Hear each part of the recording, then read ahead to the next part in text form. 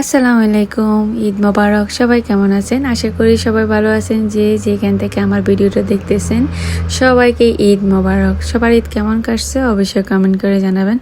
আমাদের তো আলহামদুলিল্লাহ খুবই ভালো কাটছে। সো রাতের বাজে 3টা, সেটাই দেখাচ্ছি। আমি মেহেদি লাগাচ্ছিলাম, আর যে মেহেদি আমি লাগাইছি মানে সবাই হাসবে, তারপরে লাগাইছি ঈদ বলে কথা। একটু যদি না লাগে তাহলে ঈদ ঈদ লাগে না। গত লাস্ট 9 বছর থেকে আমি হাতে কোনো মেহেদি লাগাই না, কারণ আমার হাতে মেহেদি লাগানো আমি টাইমে পাই না। বড় ছেলে হওয়ার পর থেকে আমি আর মেহেদি লাগাই না, কিন্তু আগে প্রতি সপ্তাহে আমি হাতের মেহেদি লাগাইতাম। কিচেনে কাজ করতেছি, কিচেনের মুখের মধ্যে বসে দরজার সামনে বসে আমি মেহেদিটা লাগাচ্ছিলাম। গোল লাগে অনেক কষ্টে ঘুম পাড়ায় আসছি, আর আমি পুরো রাত্রে ঘুমাইনি। পুরো রাত্রে আমি সকল রকমের কাজ, নাস্তার আইটেম সব কিছু রাতের 3টা থেকে শুরু করছিলাম, যেন আমি পরের দিন সকালবেলা একদম ফ্রেশ হয়ে মসজিদে নামাজ পড়তে যেতে পারি ঈদ মাঠে।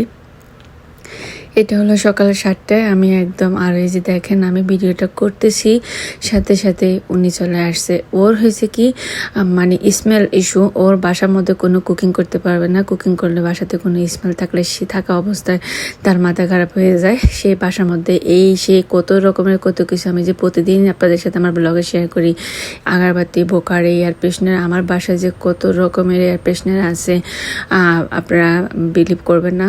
যাই হোক, আমি ভিডিওটা করতেছিলাম, সে আমার সামনে আসছে রেডি হয়ে, একদম প্রেস্টিজ হয়ে গেছে। মাইন্ডও ফ্রেশ ছিল, বিকজ আমার সব রান্নাবান্না শেষ। আমার বাসায় এসে আর কোনো কাজ করতে হবে না। যদিও আমরা সবাই আমার ননসের বাসায় ঈদ করি এই 2 বছর থেকে, বিকজ এই 2 বছর আমার লাস্ট ইয়ারও আমার ছেলে হয়েছিল, আমান হয়েছিল, আর এই বছর তো আমারও আছে। আমি এখন সবাইকে নিয়ে আসলে অত বড় অ্যারেঞ্জমেন্ট করা আমার পক্ষে সম্ভব না। গোল্লা যেই অত্যাচার করে, যেই জ্বালায় আমাকে, তো আমার ননসে এখন সবাইকে ইনভাইট করে। তো সবাই, আমার শ্বশুরবাড়ি সবাই যেহেতু এখানে আছে, সবাই ওর বাসায় ঈদ করে। তো তারপর আমি সব কিছু রেডি করে রাখছি, বাচ্চারা আসবে সেই কারণেই।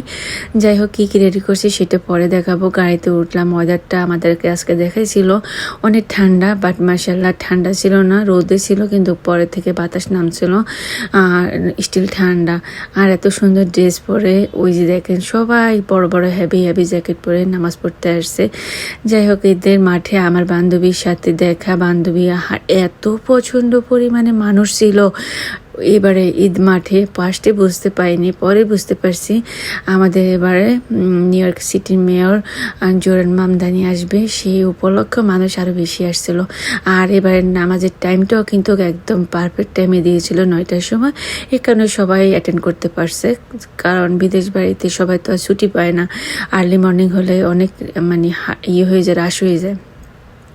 নামাজটা শেষ করলাম, এখন সবাই মিলে একটা ফটোশ্যুট করতেছি ঈদের মাঠের মধ্যে। সকল ভাই বোনদের সাথে নামাজ পড়া, বিশ্বাস করবেন রমজান মাসে রোজা রেখে 30 রোজা রেখে ঈদের নামাজটা পড়া যে কী যে শান্তি লাগে। আমার ভিডিওতে অনেকে কমেন্ট করে মহিলারা কি মসজিদে নামাজ পড়তে পারে কি না। আসলে বিদেশি মহিলাদের জন্য খুবই সুন্দরভাবে নামাজের জায়গা করে রাখা হয়েছে। মহিলাদের জন্য নামাজের সিস্টেম আছে, বিদেশি মসজিদে মহিলারা নামাজ পড়তে পারে, এবং কি ঈদের মাঠও। এখানে আমার ফ্রেন্ডদের সাথে আমাদের পিকচার, ফ্যামিলি ফটো দেখলেন তো, এখানে অনেকগুলো ফ্যামিলি ফটো হয়েছিল, একটু ক্লিপ নিয়ে নিলাম। এদিক দিয়ে আমার 2 গোল্লা বাবুকে নিয়ে আমি একটু ভিডিও করলাম। দেন এখন সবাই ঈদগাহ মাঠের মধ্যে কোলাকুলি করতেছে। আর এই যে দেখেন এখানে সব জট বেঁধে গেছে, কারণ এখন মেয়র বের হবে, তারপর হলো যে মানুষজন বের হবে। গেটের মধ্যে কত বড় মানে মানুষের দেখার জন্য পারা যায় না, তার মধ্যে হলো সবগুলো বাচ্চা কাচ্চার স্টল। আর এখানে প্রায় ধরতে গেলে 30-35 মিনিট শুধু লাইনে দাঁড়াইছিলাম গেট দিয়ে বের হওয়ার জন্য। ঈদগাহ মাঠটাও বেশ সুন্দর করে সাজানো হয়েছে প্রতিবারের মতো। আমরা এই ঈদগাহ মাঠে আসি নামাজ পড়তে। এটা হলো প্রসপেক্ট পার্কে ঈদগাহ মাঠ, এটা অনেক বড় একটা ঈদগাহ মাঠ। এখানে সব প্রতি বছর আমরা নামাজ পড়তে আসছি, রোজার ঈদ, কোরবানি ঈদে। এখানে হলো সাদাকা নাই, মসজিদের জন্য বিভিন্ন সাহায্যের জন্য এখানে বাকেট দেওয়া হয়েছে, যে যার মতো করে টাকা দেয়। দেন এখানে ঈদগাহ মাঠে কিন্তু বাচ্চাদেরকে হয়েছে, সবগুলো বাচ্চার হাতে কিন্তু গুড়ি ব্যাগ আছে, বাচ্চাদেরকে গুড়ি ব্যাগ দেওয়া হয়। তারপরে আমি বের হয়ে গেছি, আমি হাঁটতে পারি না। আয়ানের বাবার কাছে গোল্লাকে দিলাম, ইস্টালা চালিয়ে বেরিয়ে আসলো। দেন ওই যে বাচ্চা কাচ্চা একটারও পাইনি ঈদগাহ মাঠে। এখন এক এক করে সবগুলোরে এদিক সেদিকে ছোটো ছোটো দেখা হচ্ছে, সবগুলো এখানে আসলে সবগুলোর ভিডিও আমি করতে পাইনি। যে যাকে যেখানে পাইছি সেখানে আমি ভিডিও করেছি। এই মাত্র একটা আয়ানের একটা ভাইয়ের দেখা পাইলাম, এটা হলো তার ছোট পুপির বড় ছেলে। দেন ওই যে তার বড় পুপির মেজো ছেলের সাথে দেখা হলো, দুইজনের সাথে।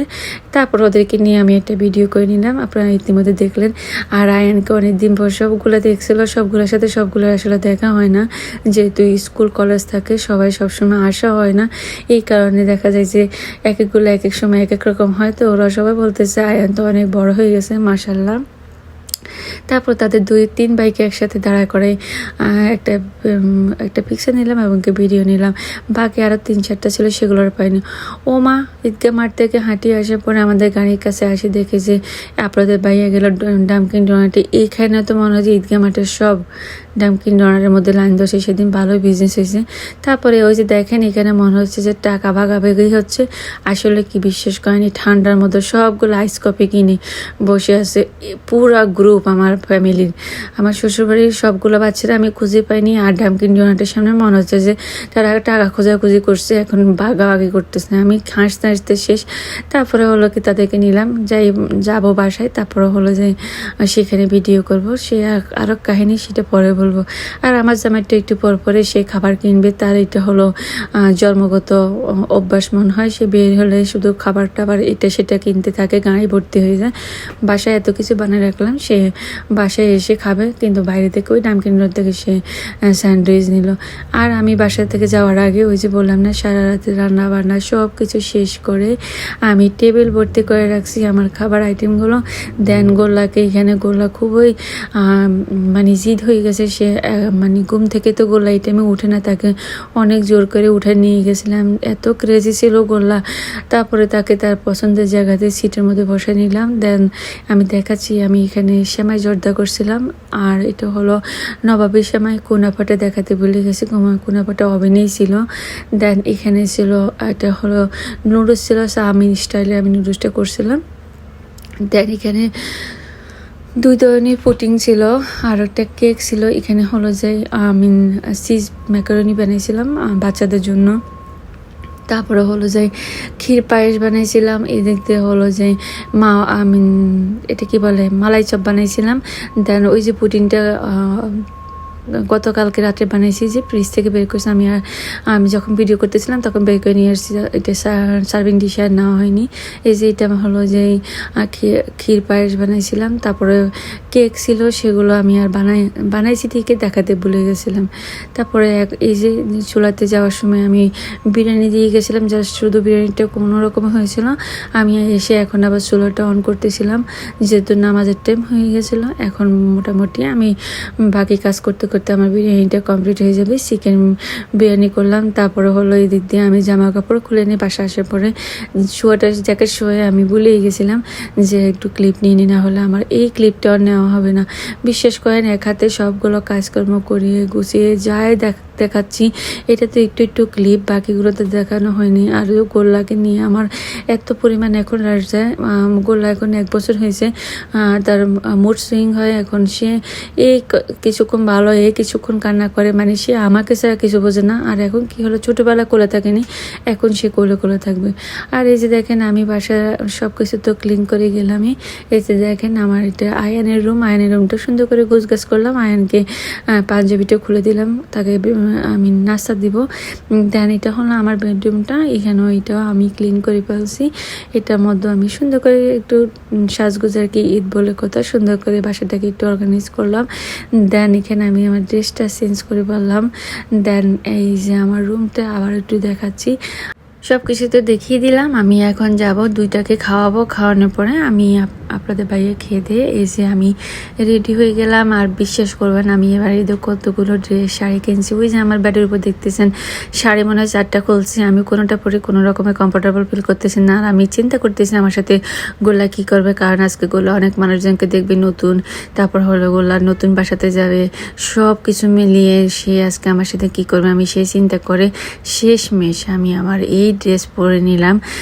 আমার ঈদের ড্রেস। সো ঈদের মেইন ড্রেস 3টা ছিল, বাকি 2টা দেখাইনি, পরে দেখাবো পরে। আর তখন বলে দিব কোনটা কোন সময় ঈদের ড্রেস। তো আমার কাছে মনে হচ্ছে যে না এটা ঠিক আছে, কমফোর্টেবল। আর এটা পুরো দপকার কাজ ছিল, আর জামাটা খুবই লাইট ওয়েটের ছিল, পরছি একদম পুরো দিন আমার খুবই ভালো লাগছে, কোনো গরম লাগেনি, কোনো অস্থির লাগেনি। গোল্লাকে তো কোলে রাখতে। আর এই যে দেখেন দুষ্ট গোল্লা, তাকে রেডি করিয়ে এখন আমরা চলে যাব আমার ননসের বাসায়। আমাদের মেইন ঈদ হবে আমার ননসের বাসায়। তো আমি কিন্তু এর আগে 2টা হিজাব চেঞ্জ করছিলাম, কোন হিজাবটা গোল্ডেন নাকি এই গ্রে কালারটা, দুটোটাই ভালো লাগে। তো আমি 2টাই কিন্তু পরছিলাম, একটা গোল্ডেন পরছি আগে, তারপর পরেটা আমি গ্রে পরছিলাম। কিন্তু হিজাব করলে আমি একটু দেখতেছিলাম আমাকে অন্য পরার পরে কেমন লাগতেছে, 3টাই মানে লুকে আমাকে ভালোই লাগতেছে। আমি আমার নিজের কথাই বলতেছিলাম। তারপর হলো যে হিজাব তো পরতে হবে, অন্যটা তো 100 বার পরে যাবে। ননসের বাসায় চলে আসলাম। ননসের বাসায় আসার পরে ননস অনেক কিছু করলো। সেও একা মানুষ, অসুস্থ মানুষ, সে আমাদের এত মানুষের জন্য, ফুল ফ্যামিলির জন্য অনেক মানুষ আমরা, মাশাআল্লাহ অনেক বড় ফ্যামিলি। সো সে রোস্ট করলো, গরু মাংস করলো, চিংড়ি মাছ করলো, পোলাও করলো, তারপরে সালাদ তো আছে, তারপরে একটা সবজিও করলো। এই ক্লিপটা আমি নিই নেই, কারণ আমি যাওয়ার আগে তারা সব কিছু সুন্দর করে অর্গানাইজ করছে, মানুষকে খাওয়ানো শুরু করছে। আমি যেতে যেতে লেট হয়েছে, কারণ আমি আমার বাসা আগে কমপ্লিট করছিলাম। তারপরে হলো যে আমার বাসার সব কিছু আমি প্রেস্টিজে ঢুকিয়ে তারপরে গিয়েছিলাম। তারপরে ওদের বাসাতে আমি আর ভিডিও করি না, আমার উপরে যুদ্ধ। আমি তো ওই দিন আপনাদের বলছিলাম আমার উপরে বিশাল পড়ছে, কারণ আমি আমানকে নিয়ে আমি কোনো রকমের কন্ট্রোল করতে পারিনি। পরে সেখান থেকে চলে আসলাম আমার মামতো ননদের বাসায়। ওর বাসা কিন্তু আমাদের বাসার পাশাপাশি। সো ওইখানে আসার পর আমি একটু ভিডিও করলাম, তার বাসাতে পুরো করিনি। এখানে আমাদের ফুল ফ্যামিলি মেম্বার এখানে আসছে আমার মামতো ননদের বাসায়, সে ইনভাইট করছিল। তারপরে আমার মামা শ্বশুর, আমার শাশুড়ি, কারণ ওরা 2 ভাই বোন একসাথে হলো, সেটা একটুখানি দেখলেন। এখানে এখন সবাই খাচ্ছে।